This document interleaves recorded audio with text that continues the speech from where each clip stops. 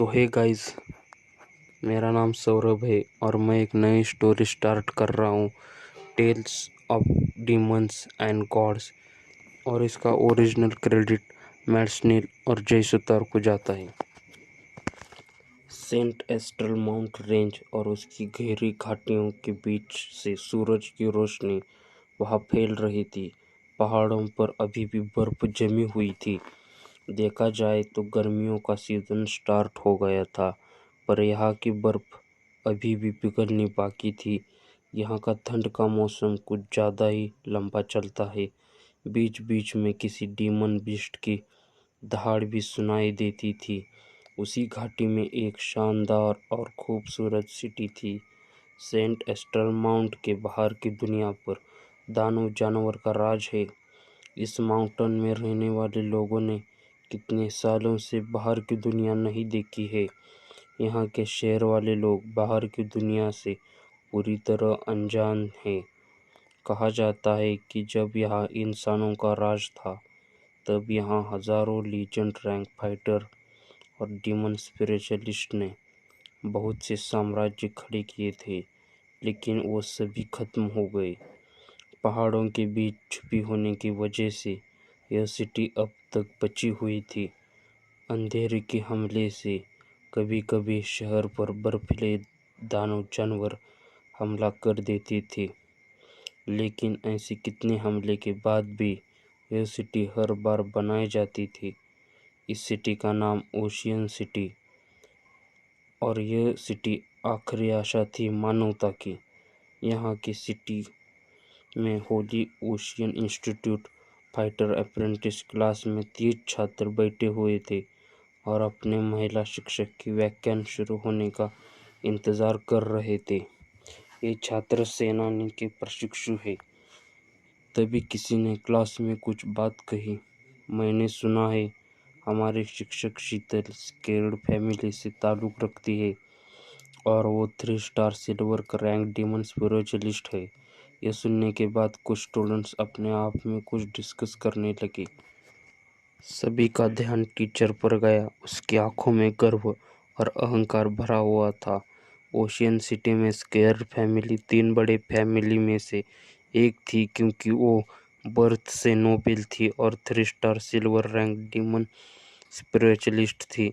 उसके नेचर में यह गर्व होना नेचुरल था। वो 3 star silver rank demon spiritualist वो कभी भी यहाँ सिखाने नहीं आती। वो इस बात पर राजी हुई क्योंकि उसका भतीजा यहाँ सीख रहा था। उसने सभी की तरफ देखा और अपना लेक्चर स्टार्ट किया। टीचर शीतल कहने लगी, डीमन स्पिरिचुअलिस्ट और फाइटर्स में 5 डिफरेंट रैंक होते हैं, bronze, silver, gold, black gold और लीजेंड। ये रैंक होती है। हर एक रैंक में 5 लेवल में डिवाइड होती है, जो 1 स्टार से 5 स्टार होती है। एक डीमन स्पिरिचुअलिस्ट फाइटर से ऊपर होता है। डीमन स्पिरिचुअलिस्ट डीमन स्पिरिट के साथ मर्ज हो सकता है।